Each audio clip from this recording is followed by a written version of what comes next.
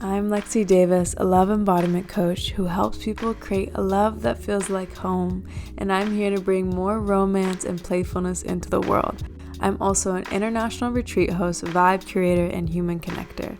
I serve people through my business, Alive to Enjoy, and this podcast where I invite guests from around the world to sprinkle their wisdom and expand your perspective so you can create the deepest love you possibly can reach in this lifetime. I also want you to live the most joyous life, whatever that looks like to you, and I hope that this slice of the internet brings you lots of smiles and helps you keep your heart open. Thank you for choosing Heart Snuggles to be in your ears each week, and I'm so glad you're here with me.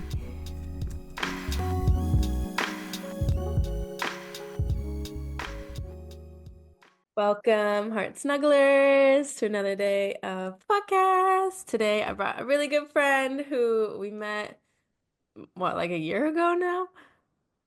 Yeah. That's crazy.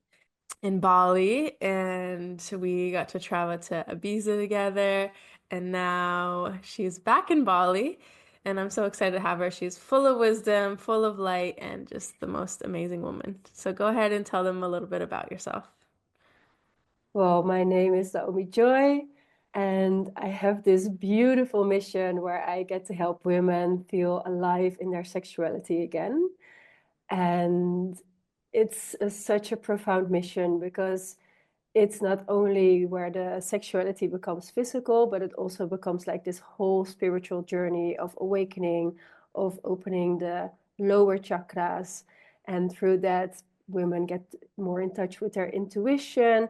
They feel more confident inside of the bedroom, outside of the bedroom. They radiate, they become magnetic, confident, sensual, beautiful women. And I get to be part of that process. So I'm super grateful for that. So good. This world needs so much of that. And to start the Mm. podcast, I like to ask, what was the last random act of kindness someone did for you? Ooh, well, I am in this amazing villa right now. And like I always get tears in my eyes because the past 3 days I've been struggling a lot with my health. Mm. And I met a friend in Ibiza and she said, Naomi, I have this beautiful villa in Ubud. Would you like to join me? Because we have some empty rooms. And wow, the moment I stepped into like I opened the door, I stepped into this villa, I was like, wow, I Mm. get to be here. I get to spend here 2 nights. Wow. Yeah, my heart felt so open. I slept so good. I immediately, my health went back up 3 levels. So yeah, super grateful. So beautiful. We love those little blessings. And the next question is, what is something you tell your younger self about love or relationships? Ooh, I don't actually talk to her. I like to hold her. Mm. I like to hold her a lot. Yeah. And with that, she feels loved. Mm. And I feel that that's a ripple effect that I show in, yeah, my relationships. She's happy, my inner child. Like she gets to be so playful. Mm. And I like to bring that playfulness in my relationships, in my work. And yeah. Yeah, that's the true Mm, expression of our children, right? mm, Pure little light beams. yeah. So I would love for you to describe a little bit about like what kind of Tantra is to you and how you got into this work. Yeah. Well, most people, when they hear Tantra, what they immediately think is that it's all about sex. And that's interesting because I'm a sex coach as well. So people are like, yeah, they're putting the links together. But what Tantra actually is, it's about creating consciousness, like a high level of consciousness. And you do that through the Tantras, which are like writings. And in those writings, you can find mantras, you can find sacred geometries, you can find even yoga, because yoga is also a part of Tantra. And you can find topics around your sexuality, but that's only like 10% of the hundreds of written tantras. And how did I get into it was because I had a really rough breakup in 2019 where I had a second partner telling me like, yeah, I need more affection from you. And I was like, but I don't understand. I give affection, right? Like I had even both of them, both of my ex-partners saying like, yeah, if they would hug, I would hug them. Give me a good hug. I was like, how? But I give good hugs. Like, what do they mean? So when that relationship ended and it actually ended with him saying like, I need more affection, I felt like I'm curious what it is inside of me that has been reflected right now. So I went on this journey of feminine energy, of opening up my heart and deconditioning all of the layers and coping mechanisms that I built for myself to protect myself. And the last layer was around physical intimacy because I had two friends from pole dancing and I was talking to them while they were cuddling each other. And my whole body felt so contracted with just seeing them cuddling. And I immediately felt positively triggered because I realized that there was actually my golden egg. I was like, wow, if this triggers me, but they feel so comfortable within each other, I understand now what my ex-partners meant. And I started reflecting and I started seeing how I felt uncomfortable with hugging my friends and never hugging my mom, for instance, or my sister. So that's how I felt called towards the path of Tantra because I know that there it's a lot about intimacy as well. They teach or they have like cuddle puddles, which is a pile of people cuddling each other. And to be honest, so much resistance when I was only thinking about it. Mhm. But at the same time, super curious, like, okay, maybe that's where I can find healing in it. And that's how I started working with Tantra. Mm, so good. And it's so interesting how like these parts of us that we want so much, we have the most resistance to, you know? And it's like this thing Yeah. we all crave, but yeah. And at the same time, it's also very interesting because I am so happy and I'm so grateful that I could see that it was something inside of me and I could see that I could change it. Because I can also remember that I had this protection mechanism for years. Yeah, it's just who I am. Yes. People know that they should not hug me because that's just who I am. But then when I did the inner work and I saw like the reflection of outside, I was like, maybe it's not who I am. Maybe I can choose. And if I want this deep, deep, intimate relationship, like how about the physical parts as well? Mm, Like being comfortable with cuddling and laying in my partner's arms for hours. mm, Yeah, that was actually a really deep desire inside of me. mm. Yeah. It's the most important piece because that's the highly common way that people just stay who they are by living behind the labels or the ways they've been. It's just and not taking responsibility for their lives. It's like, well, that's just who I am, or I've always been that way. And Hmm. yeah, it's we forget that we can always change the circumstances and always be different. So I love that for you. And what did you really learn most when you started to dive into this work about love and relationships around this energy of with Tantra in mind? Mm. What I realized with Tantra that it's very, well, it's about consciousness. So it's also about creating a conscious relationship, which means bringing all of you. Mm, And in Tantra, they really believe in duality. So they really believe in darkness and light, that there cannot be light without darkness, and that you have to go through different shadows to bring them to the light. mm, And I feel that that's a relationship as well. Like it reflects your deepest, darkest wounds. It reflects, yeah, all of the shadows that want to be seen, actually. And in Tantra, for instance, they work with this beautiful goddess, which is called Kali. And she is all about death and rebirth. Like, how can you destruct all of the conditions that you have about yourself, about love, about relationships, about sexuality, about everything that you grew up with, and turn it into something beautiful and profound. So that was a really, really important part Tantra taught me. And also the sensuality, bringing connectedness with your body, with your senses, with your aliveness, with your joy, with making a ritual from your life, actually, and seeing that everything is connected, and that if you put ritual and consciousness in, yeah, your all everyday living, that it's like this ripple effect in your relationships. Mm. So what they, for instance, do is that they, before eating, they bless their food. They bless their food before eating. Or with cooking, they really connect with their senses. Like, how does it smell? How does it look like? What sounds can I hear when I'm cooking? What does it feel like? Is it like warm? Is it cold? What does it taste like? And that creates that you become more present. And I think being present is beautiful to be in a relationship because you get to experience so much more from each other. Mm.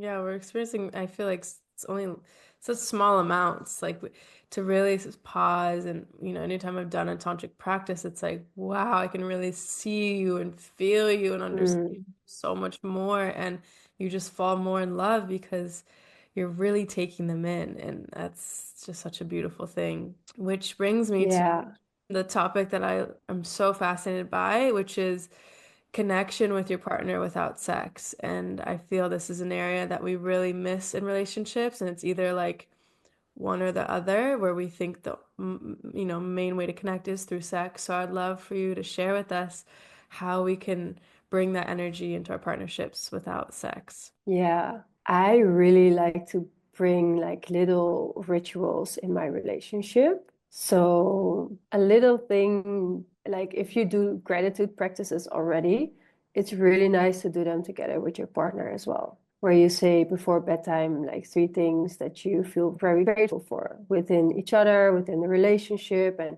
like even though you cook dinner for each other every day or you come home to each other every day, it is something to be grateful for because there's people who don't have that. And I realized, for instance, that my ex-partner and I, when we went away for travel, we always sat down with each other. We created like a little moment, like, oh, okay, what do we actually want when we are away from each other? How do we want to feel? How do we want to stay connected? Besides only WhatsApp Mhm. or video calls. So we created then little rituals where we were writing love notes for each other. And then whenever we couldn't be in contact with each other, we could pick up those love notes and read those things for ourselves that we wrote for each other, like little vows. And also giving, for instance, I gave him my most important crystal, and then he gave an item to me so I could always think about him, which was most of the times his t-shirt, for instance. So these are like daily rituals that you can integrate in your life. And one thing that I also really like, and a lot of people don't realize how profound this can actually be, is to cuddle without expectations. Mm. And the best way to do it is to set a timer of 30 minutes where you're both gonna agree, babe, we're gonna be super intimate with each other. We're gonna do cuddling. You even can do this naked if you want. And you're gonna lay belly to belly towards each other. And for 30 minutes, you're gonna breathe together and just be together. And also be with everything that wants to come up. Like if you feel the impulse to still go into what it is that you know, like be with that and breathe towards it. And then afterwards reflect, like what did you notice?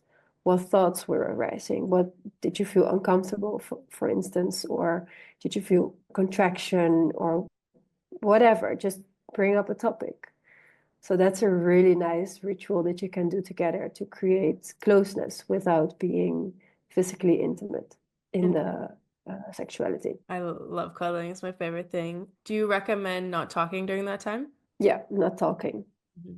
Yeah, just being and breathing together. Yeah. Mm. It's so beautiful to have that space, especially as women. It makes us feel so emotionally safe to allow that connection to happen without the need for the sexual penetration. Yeah, it's actually the biggest healer for your libido. Mm. Yeah, And why is that? because it takes the pressure away. Hmm. And the less pressure we feel, the more open we feel, because it becomes something that you do with consent Hmm. instead of that it's obligated. It feels that you don't have to state your boundaries all the time. It creates that you don't say yes while you actually mean no. Yeah, so it prevents these moments because you become more in tune with each other. Yeah, and that and naturally your body is like, oh my God, I feel so safe with this person. I want to have more. Hmm. Instead of, oh my God, again, I don't want to, but okay, maybe yes. And then you don't listen to your own boundaries anymore because you feel obligated to do it. And that's where you get into the loop and your body starts to feel more unsafe. And yeah. That's so common, so common. I remember in my first ever partnership, my body became so unsafe in our love because of, there was lots of things happening that my pussy literally closed off. Like he could not enter me. It was crazy. The door was locked. And so we went to a couples therapist and she had us do this exercise of just touching each other, giving and taking touch without any expectation. And like within 10 minutes, I was like, oh my God, I feel so safe. And I literally wanted that again. I wanted to have sex with him again. And my body felt safe enough. But it was just like, yeah, like, but we still did practice not having sex just because that was the whole point. Mhm. Build more safety for me. But it's wild what that does for our system and for our bodies. And like, there's no, like, the meltiness that I experienced was like, there's no better feeling than that with my partner. Yeah. Yeah. And there's two things that I like. First, the reason why I found out why I didn't want to cuddle Mm. was because I always thought that cuddling leads to something else. Hmm. And I realized that this was actually a subconscious story inside of my head playing, that that was the reason why I didn't want to cuddle. I didn't realize that before as well. And yeah, going into Tantra and the retreats, I realized like, this is actually a shadow that I am carrying and I'm projecting this on my partner. That's the reason why I don't want to cuddle with him. Hmm. Yeah. I was gonna say, but I find that to be true that, I mean, in all my partners, like cuddling equaled sex. So yeah, it's hard because there is truth. Yeah.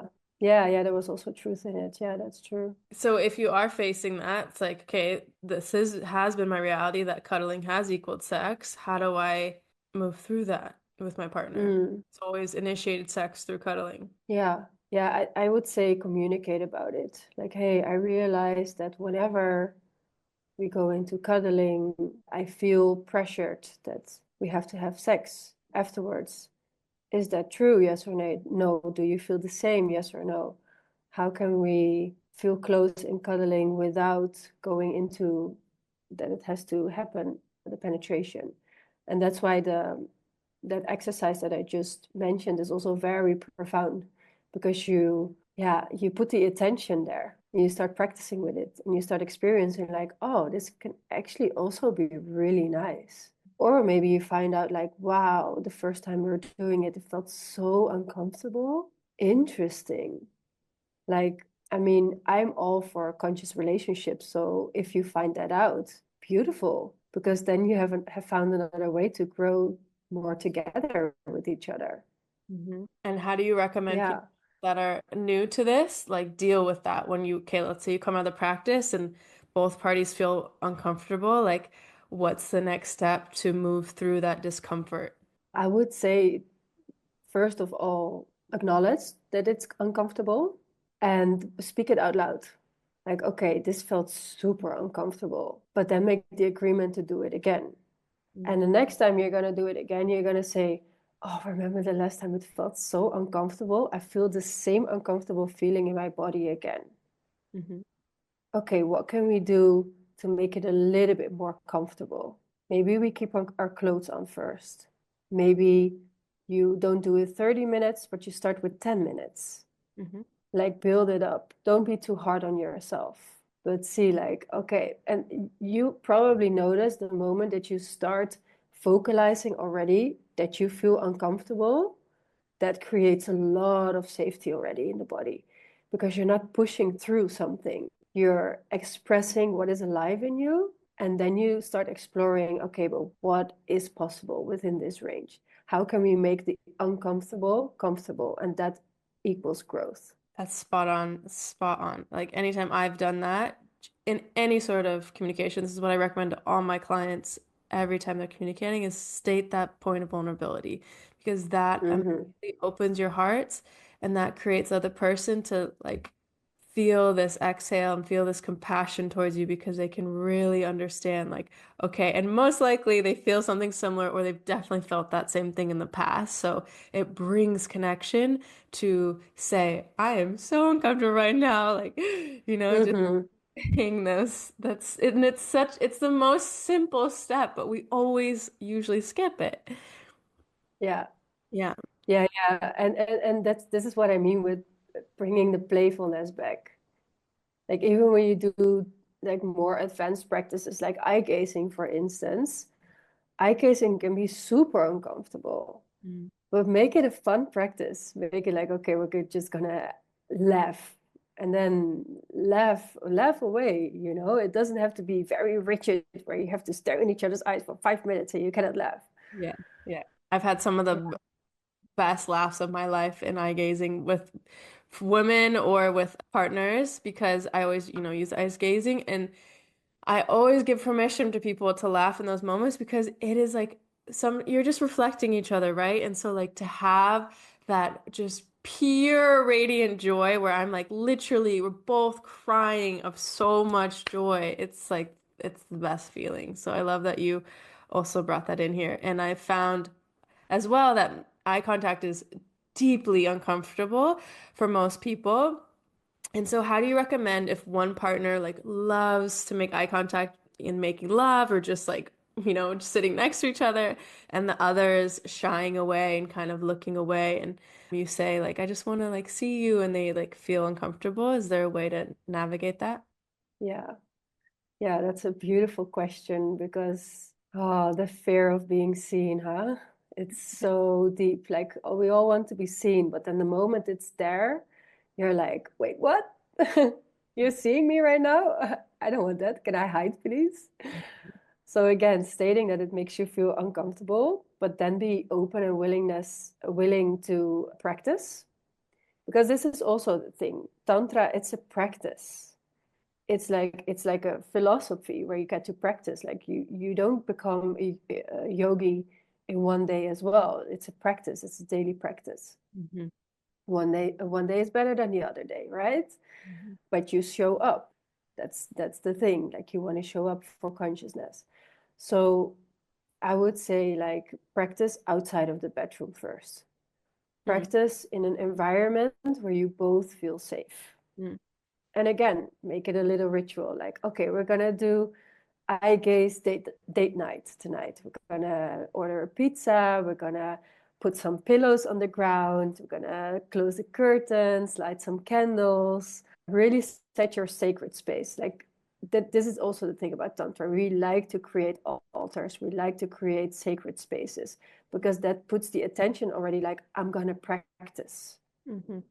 I'm going to devote myself right now to be open and vulnerable and to bring in something new, which can feel uncomfortable. So you create this little ritual space and then you set a timer for 1 minute and then you take a break.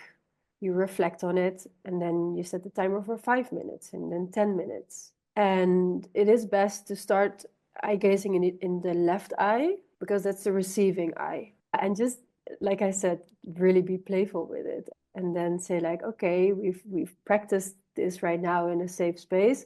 What could be the next step that we're gonna practice it? And maybe you practice it, what you said, like he is watching you and you can start doing something where you feel already uncomfortable with, like for instance, dance in front of him or get undressed in front of him or like take it step by step. And then you say like, okay, today I would like to practice in lovemaking. How would it look like for us? Okay, set the sacred space first, put on your favorite music, I say like, okay, this song makes me already feel so open and alive and all of that. On this song, I would like to practice. And also make the agreement that you can always set your boundary within practice, because that creates safety as well. And that the other person doesn't feel offended. Because, yeah, remember, you're practicing. So you can always say like, okay, this was a bridge too far. Yep, Yeah, that's such how I would suggest to start. I love it. That was so helpful. I'm sure a bunch of listeners are gonna love these. I really love to give them practical steps because so often we hear these abstract things and then it's like, but how do we bring that into our relationship? So thank you for sharing. And this is such a real topic as I've seen just facilitating women's circles, how difficult it is for women to see eye to eye, which is a whole nother different layer of intimacy. But to bring this into your partnership, it's like, yeah, knowing that you're doing this together, you're feeling these things together, you get to expand together, you get to make each other feel safe and yeah, use the boundaries and use time as a way of another container of safety. And it's so amazing that what can happen when we take this time to do this with our partners and to build this level of connection. And I'd love for you to touch more on like the undressing piece because I find that that's something that men would just love more from us women, yet we have, like you said, so much fear of being seen. And so, Mm. how as a woman can you become more confident to like own undressing yourself in front of your man and turning him on in this way? Yeah, with this, I would practice being comfortable with being naked first with yourself. Mhm. So, this is one of the reasons why self-pleasure is a really profound way to practice as well, because you can practice with yourself in a safe way without having to take into account another person as well. So, I would suggest to focus on body confidence.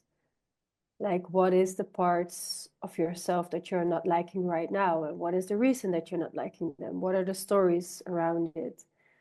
Who made you believe those stories? Are they true? Is there a possibility that you can rewrite those stories and start loving your body again? And there's beautiful mirror practices, for instance, to practice this, but also breast massage. Mm. Breast massage is so good to set the intention to love your breasts again. They're connected to the heart chakra as well. So they open your heart and like, wow, I've had the most beautiful releases and open rituals like that opened me through breast massage. Mhm. Yeah, and the same for your yoni. What are the stories around your yoni? Like, there's so many conditions that we have around from society, the way that she should look or smell, or there's so many stories, Mm. even around menstruation, around, yeah, like what is there? Become curious towards your own body Mm. in a loving way, because you're like, okay, I would like to change this narrative for myself. Mm. I would like to love my body, every part of her.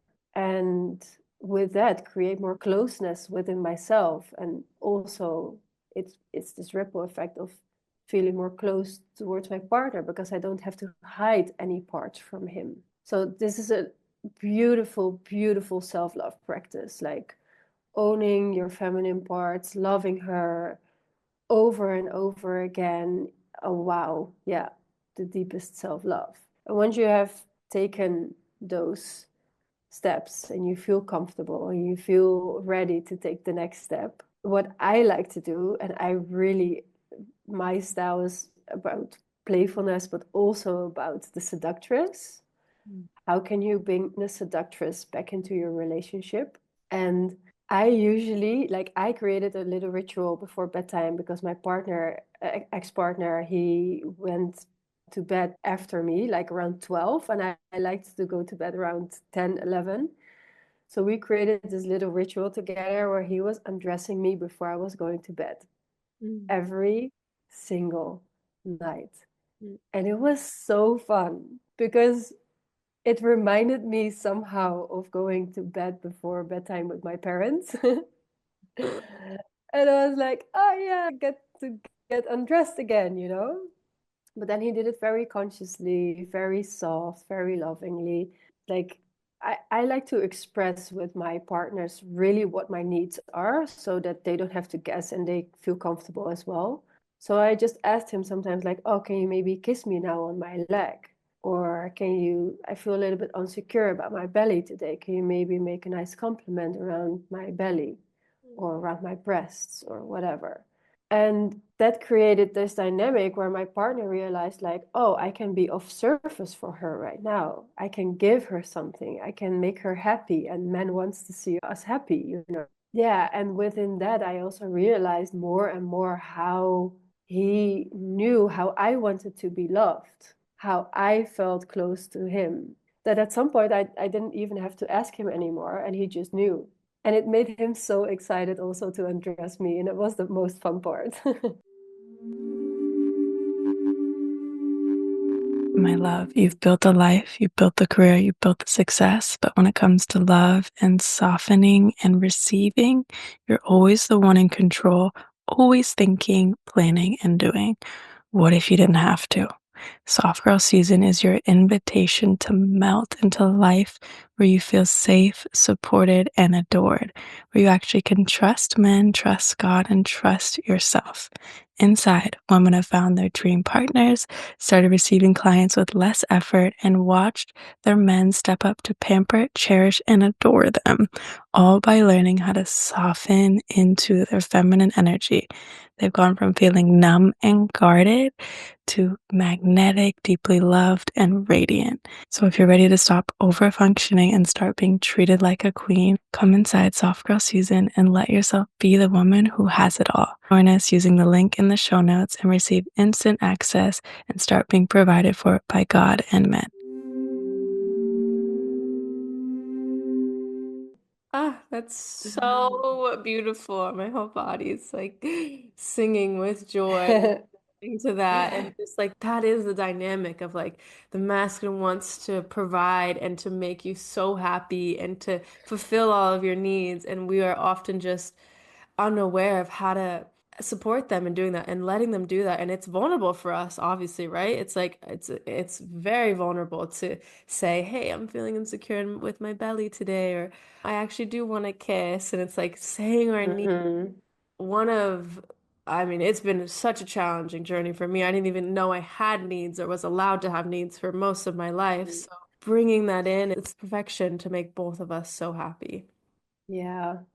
Yeah. Yeah, and it's the really the little things, and that's why like get to know yourself. Mm. How do you receive love? How do you give love? Like through the five love languages, for instance. For me, it's words of affirmations. So the more words, the better. But also, I ask very specific, like, can you say these words to me? Mm. Because then he doesn't have to guess which words turn me on or which words make me feel loved. Mm. And I could see how this ritual, again, created so much closeness between us because he was so devoted to undress me, taking it really slow. And yeah, I mean, maybe you have to coach him in the beginning, say, like, okay, because we have these crazy, as women, we have this crazy clothes, you know, like, how does this open? How does that open? And you make it fun again, like, oh my God, yeah, I have this, babe, I have this pants for you right now. And I'm curious if you can open it by yourself. But if not, I completely understand and just ask me because I know that us women have crazy items. It's so sweet. And I mean, men love to solve problems. So that's also like a like Mm-hmm. fun for them too. Wow, I love all these rituals. It's so beautiful to hear these, and I wish more people knew about these. Like, even me being so immersed in this world, I've never even heard of something so beautiful, and I immediately want to implement that of like this undressing practice. And yeah, my partner always likes to watch me get undressed, so I like the idea of him undressing me. I just think that these like small practices can do so much in our relationship, especially just it's like the day-to-day things because yes, we can have these grand big old dates and we can do these like large gestures for each other, but really life, especially when you live with your partner, it's like we work, we eat, we sleep. And so how can we just infuse little moments of this sensuality and pleasure that aren't again around the sex? Mm-hmm. Yeah, it's even like, how do you greet each other when you come back home? Mm. Is it like a quick kiss, or do you really take a moment?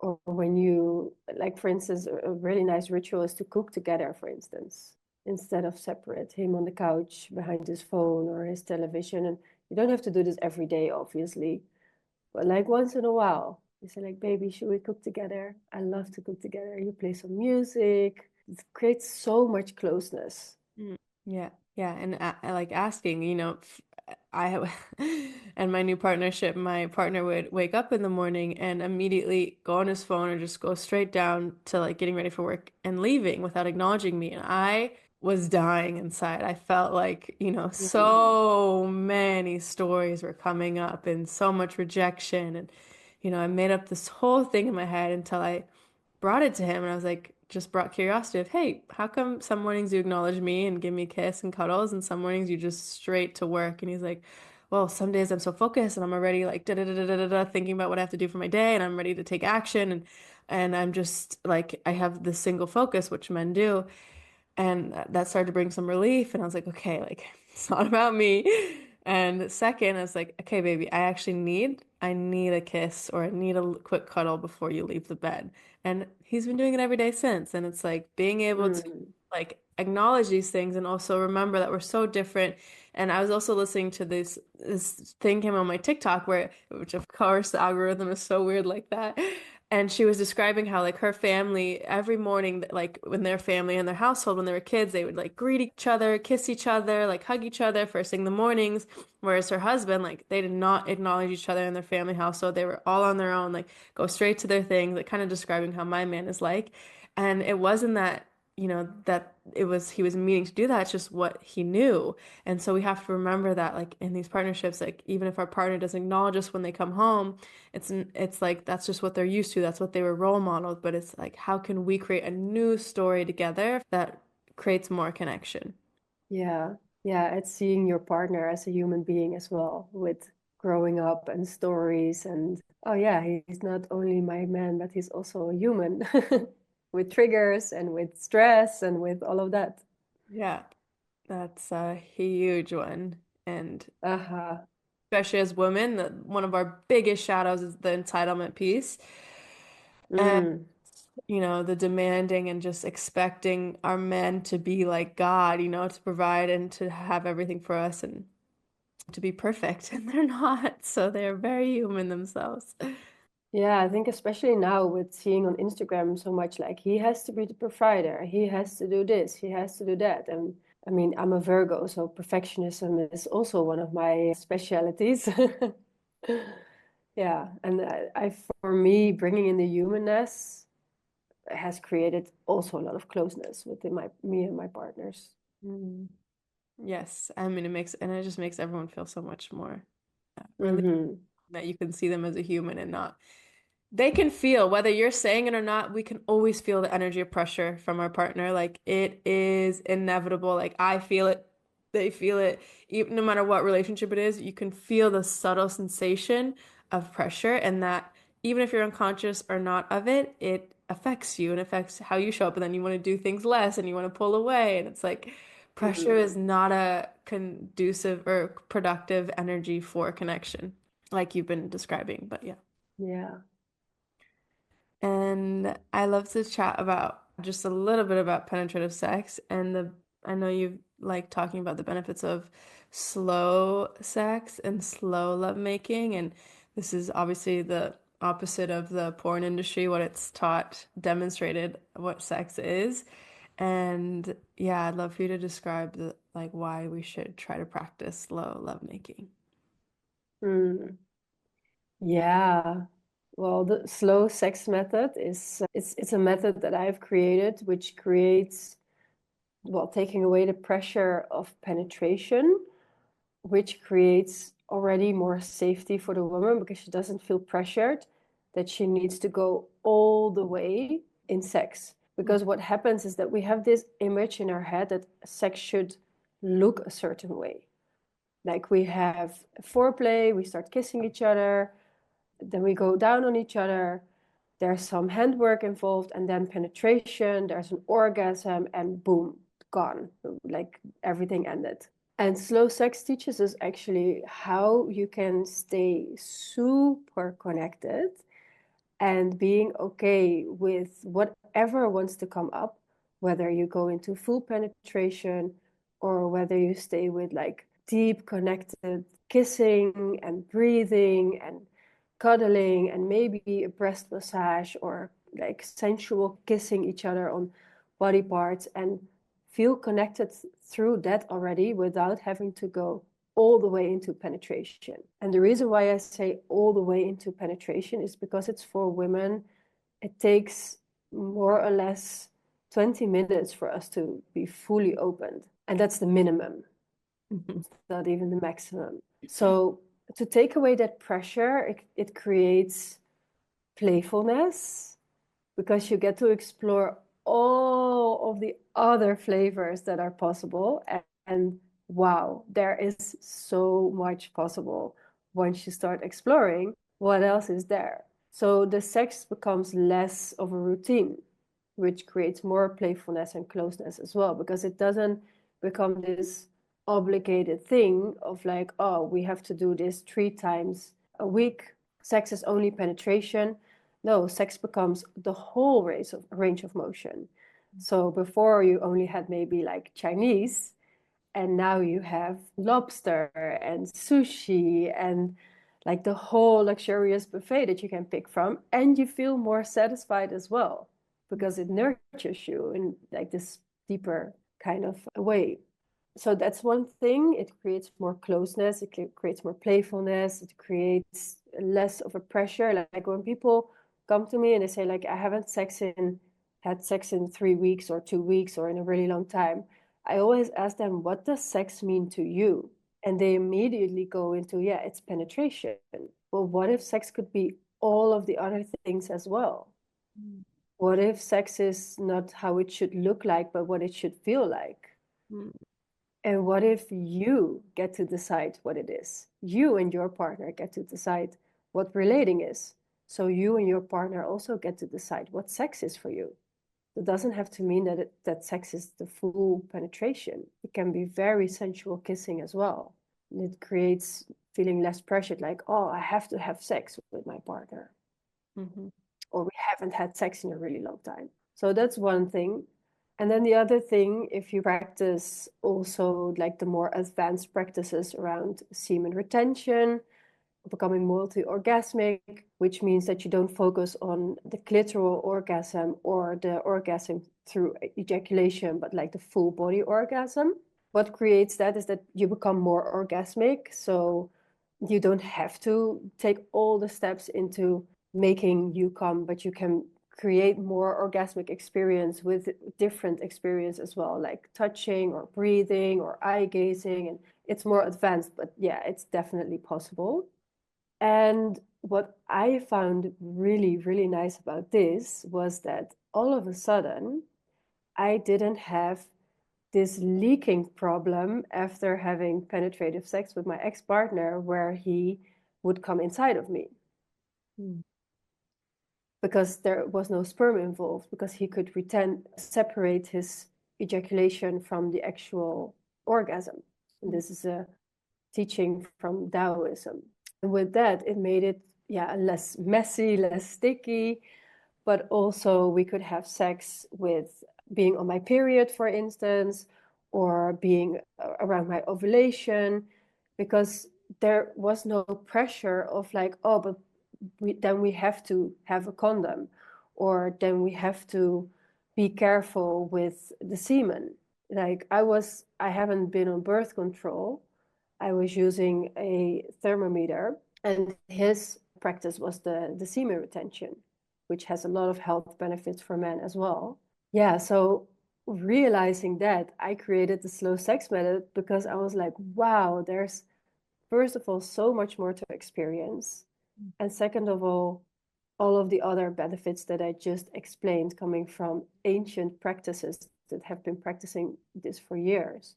And sex becomes something that doesn't feel like an obligation anymore because you get to decide what it is. Mm, it's so good. And one of the first thoughts I have is how to bring this to a partner that has a really high sex drive for penetration. Mm. Yeah. First of all, really know what your body likes and initiate him with a conversation. And not saying like, oh, I noticed that you always do this and you always do that. No, say like, honey, wow, I found something and I'm so curious to explore this together with you right now. And it might be uncomfortable in the beginning because we are so used to have sex in a certain way. But what if we could explore, make this an experiment, and it could be the best experiment of our lives because we get to have sex in all different kinds of ways. Mm. And then yeah, you start exploring, and this is a journey that you get to do for the rest of your life. This is a journey that you get to do for the rest of your life. You get to explore for the rest of your life. So good. Yeah, yeah. So that takes away a lot of pressure as well. And you can initiate him with tantric date nights. Say like, okay, this evening we're going to do a tantric date night, and I've created a guide for this where you can slowly build it up and you can slowly start practicing with the sex without penetration and opening up the conversation around it as well. Yeah.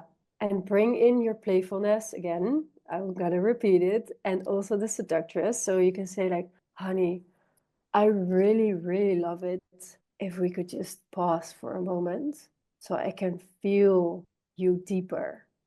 Mm. Oh, like start there. Or say like, honey, I love to feel you inside of me, but what if we take it really slow this time to see what else can happen?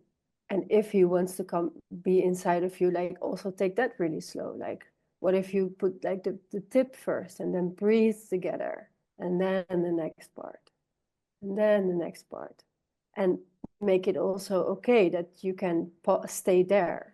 So what you want is you want to recalibrate your nervous systems to start feeling each other, what you need in the moment, instead of doing it from the head, more doing it from the body. It just feels like this is like the deepest healing possible because, you know, you and I were talking about this before, like, sexuality is one of our, deepest shame, wound. There's so much around it, especially because it's the most, taboo topic and we've been completely uneducated around the what it truly is and means and can be in partnership, and everything you've just described is like heavenly, it's like it's so beautiful. Yeah, I mean, a lot of shadows come up with healing your sexuality. It's so many conditioning from society, from porn, from school, from family, from